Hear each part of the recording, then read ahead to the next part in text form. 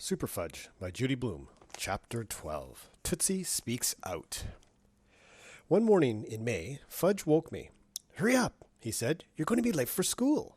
"Go away," I mumbled. But he pulled off my blanket and shook me. "You're really going to be late for school." I looked at my clock radio, 10 after 8. How come my alarm didn't go off? I wondered as I jumped out of bed. I raced into the bathroom, splashed cold water on my face, threw on some clothes, and headed downstairs. It was quiet in the kitchen. Where is everyone?" I asked. "Ha ha," Fudge sang, jumping up and down. "Ha ha, it's Saturday." I really fooled you, didn't I? You little... But he was out of the back door and running before I could even get my hands on him. I clunked back upstairs and got into bed. "I'm going to kill that kid," I told myself. "I'm going to tear him to little pieces. I'm going to..." I tossed and turned, but it was no use. I couldn't get back to sleep. I heard Tootsie babbling. I got up, walked down the hall to her room. She was sitting up in her crib, flinging out toys one at a time. She stood up when she saw me and held out her arms. I lifted her out of the crib. "Yuck," I said. "You're smelly." I set her down on our table and changed her diaper. "Yuck," I said again. The worst thing about babies is diapers. I cleaned her up and dumped plenty of baby powder on her backside. "Yuck," Tootsie said. "That's right," I told her. "Yuck."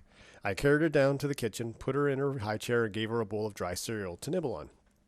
Fudge peeked in the back door.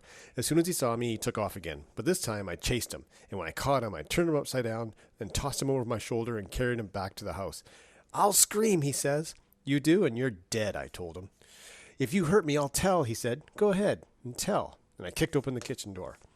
When Tootsie saw Fudgy upside down, she clapped her hands and laughed, but then Fudge's face had turned dark red. "Put me down! Put me down!" Fudge cried.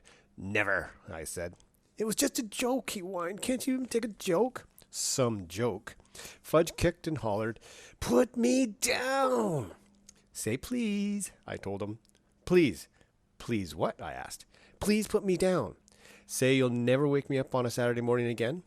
"I'll never wake you up on a Saturday morning again. Or a Sunday," I added. "Or a Sunday," he repeated. "Or a holiday," I said. "Or a holiday." "Tell me how sorry you are that you did it today," I said. "I'm sorry." "How sorry?" "Very sorry." Very, very sorry?" I asked. "Yes, very, very, very sorry."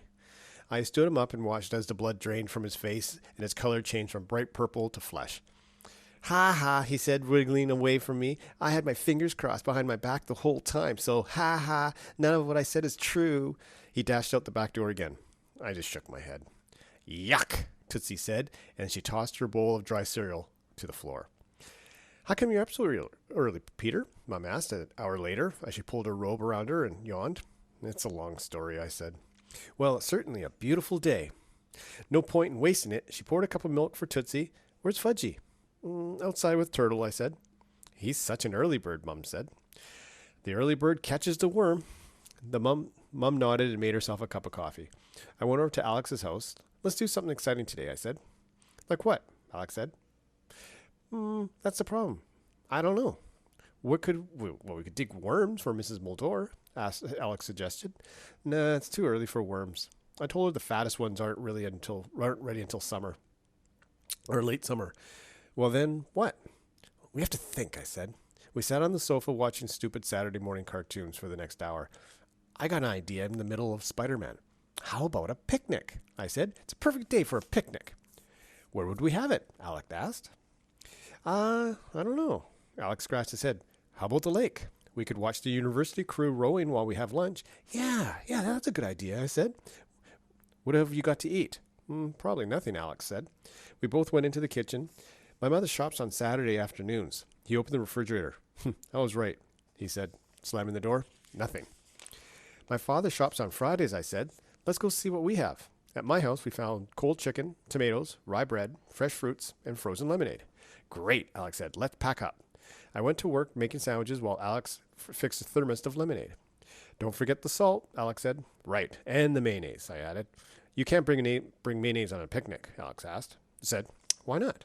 "It's too gooey, and besides, it can make you sick." "Says who?" "My mother once got food poisoning from eating potato salad on a camping trip," Alex said. "But we're not taking potato salad."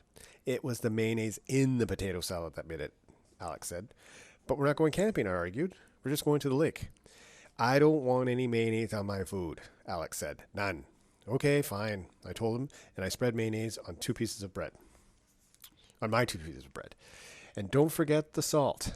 I took the salt shaker out of the lunch bag and held it up just to make the point. Sprinkled some of it on Alex's head. Very funny, he said, shaking it off. The screen door slammed. It was Fudge and Turtle. Turtle dove into the water dish and started slurping. Fudge looked around. What are you doing? What does it look like we're doing? I said.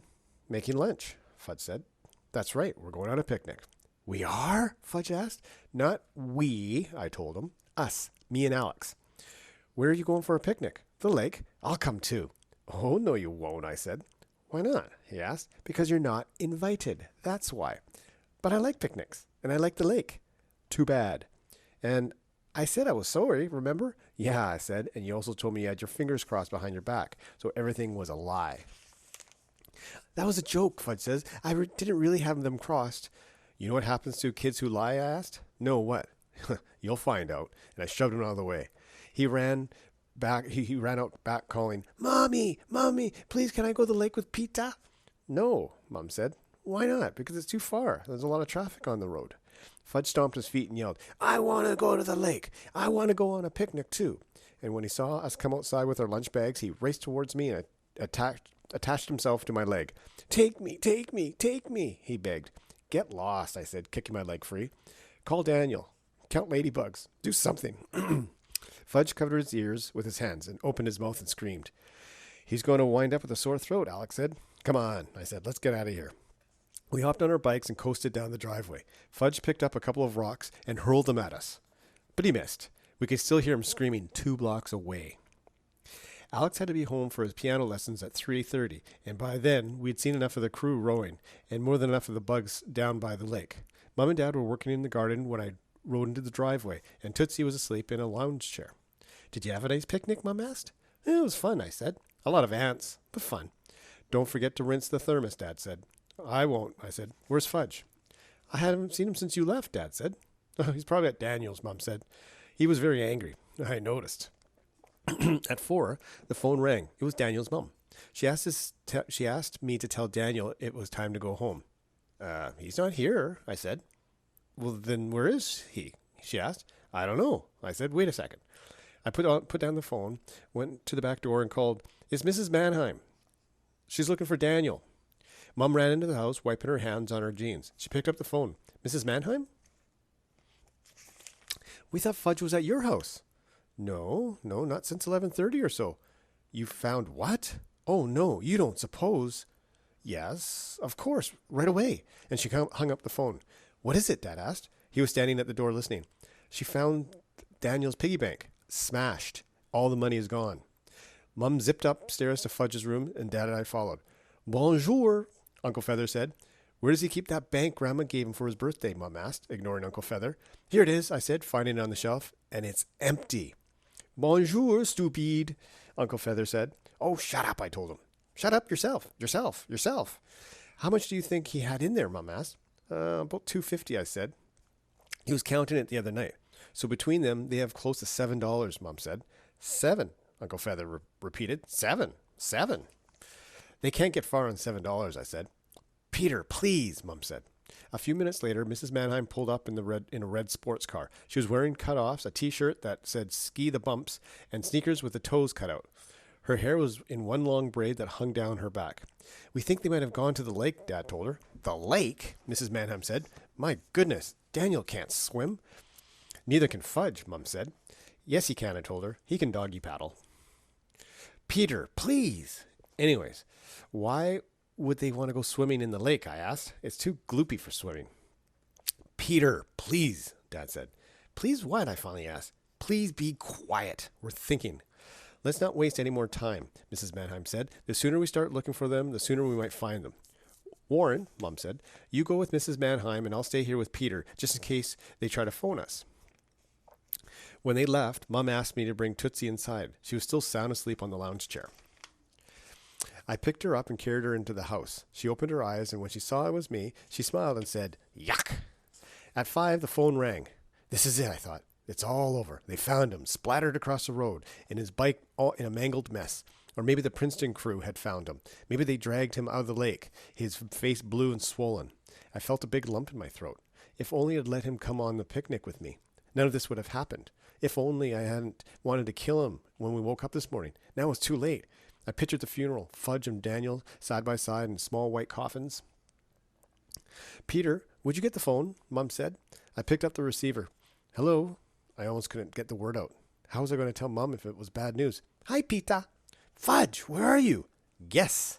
The train station? Nope. The bus station? Nope. The police station? Nope. Do you give up? Yes. Where are you? At Sandy's Bakery. What? Sandy's Bakery. Down by the highway. Yes. You rode all the way to the highway? It was easy. Is Daniel with you? Yes. Mum grabbed the phone out of my hand. Fudgy, my angel, I'm so glad you're all right. We've been so worried. Don't move. Don't move an inch. We'll be right down to get you. We jumped into the car, and I arranged Tootsie in her car seat, and we took off. As we took off, we found Dad and Mrs. Manham driving around by the lake and told them the good news, and they followed us all the way to the traffic circle and the highway. Fudge and Daniel were standing outside the bakery. They looked very small. Fudge was holding a paper bag with Sandy's printed on it. Mum parked, jumped out of the car, and hugged Fudge. I'm so glad to see you. I felt another different kind of lump in my throat this time. Be careful, Mummy, Fudge says. You're going to squash the brownies. When we got back to the house, Fudge settled into Mum's favorite chair and said, we went to the deli next to Sandy's for lunch. We shared a pastrami sandwich. We each had 3 pickles, Daniel added, relaxing in Dad's chair, and a cream soda. Dad and Mrs. Manheim sat in a row on the sofa facing the runaways. You know that what you did today was wrong, Mum began. It was inconsiderate and foolish, Dad said. Not to mention dangerous, Mum added. And stupid, I said. And while we're very glad to see you, Mrs. Manheim said, we're also very angry. Very, Mum said. And you'll have to get punished, Dad said. Fudge and Daniel looked at each other. What do you suggest? Dad asked them. Put us to bed at 8 o'clock tonight, Fudge said. That doesn't seem appropriate, Mum said. 7 o'clock, Daniel asked, yawning. Yes, Mrs. Manheim told him, because you're tired, but that's not a suitable punishment. Why don't you take away their bicycles for a month, I suggested, expecting everyone to shout, Peter, please.